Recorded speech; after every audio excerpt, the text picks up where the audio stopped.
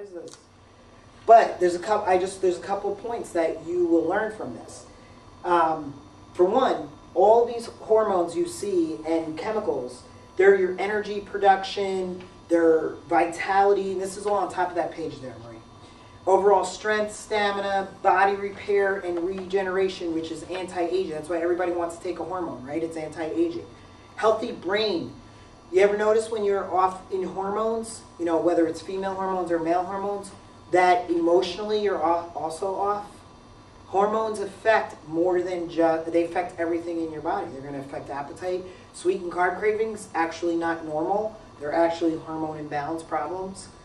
So you can see on top there, all these hormones, what all the main functions that they do. I mean, isn't that, it's pretty cool. And it's all because of cholesterol. Cholesterol makes everything, okay? So to the left of your chart there, am I still to the left? DHEA, is that on your left? Mm-hmm. Dehydroepiandrosterone, we'll just call it DHEA. This is anti-aging. You also need DHEA for bone health. It's not just progesterone and estrogen. Okay, so let's just say it this way. To the left of this chart, these are all your anti-aging. Okay, these are building, repair. Your sex hormones are for repair, building, everything, let's say, positive, right? All that left side. This right side, this is the adrenal gland side where you see cortisol here. Cortisol.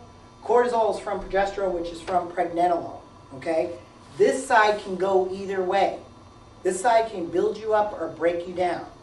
And what we've noticed is that most people are in more of a breakdown state than a build-up state. All you have to do is go to Abbott or one of those hospitals, which is so great. They have McDonald's right next to it in the cardio unit. They got McDonald's right there. Freaking have a Big Mac, and then you're gonna have a heart attack. We're right here for you. The first symptom though of heart disease is death. So yeah, that's great. So yeah, go eat that McDonald's right next to the cardio unit.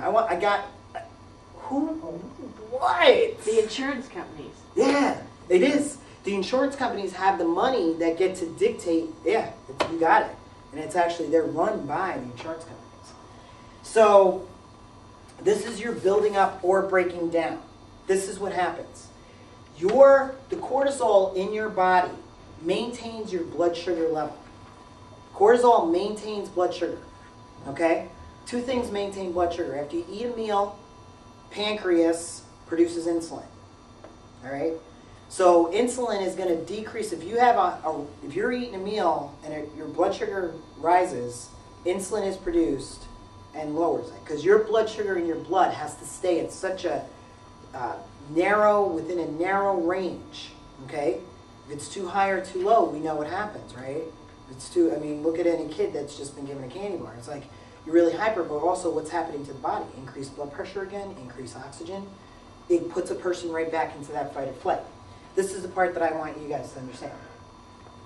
So you're staying in that fight or flight. Once you're in fight or flight, cortisol is increased. Okay?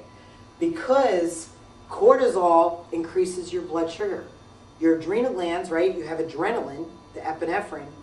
The adrenal glands are going to affect increased cortisol too. Okay? Because the cortisol maintains the blood sugar between meals. Okay? That's why you have to have very strong adrenal glands, and that's where the carb and sweet cravings come from, because the adrenal glands are weakened, and this is not within the range it's supposed to be. Okay? It's too high. This is stuff that causes yeast infections, PMS. This causes bloating, all kinds of things with the cortisol thing. The sweet cravings after a meal. That's when this is too high. Okay? So, the adrenal glands can override your system. The adrenal glands have the ability, there's this checks and balances in your body. It's called a negative feedback loop. So, when something rises like insulin and it's done its job, your brain shuts it off and say, okay, you've done your job. Okay? Your adrenal glands can override that system and keep on producing more and more cortisol. There's no checks and balances because it's survival. So we'll override what your brain is saying. And that's why cortisol can get out of control. Cortisol, they've also now know that this has a direct effect on your memory. Alzheimer's, dementia, it's cortisol. Cortisol breaks down memory. It breaks down the hippocampus, which stores the memory. So, okay, you're in that fight or flight, which increases the blood sugar. So when you have increased blood sugar, cortisol is going to come into play. Once cortisol is produced, okay, to maintain fight or flight response, insulin is produced, okay? Once insulin stays high, guess what? Cholesterol has to increase. Because insulin tears down systems. Insulin is what is the fat-storing hormone. It increases blood pressure, those kind of things. Does that make sense? So this is how it happens. Pregnenolone makes all your sex hormones. It's going along, but this is a long labored process of making sex hormones in the ovaries, testes, and actually it's not only in the ovaries, testes that make these hormones, but also your brain and peripheral tissues. Fat tissue, for instance, makes a lot of the estrogen. All right? So, and that's across the board for people, and I'm not going to get into estrogen dominance, but that estrogen can be produced in fat tissue. But this is an intensive process of making these.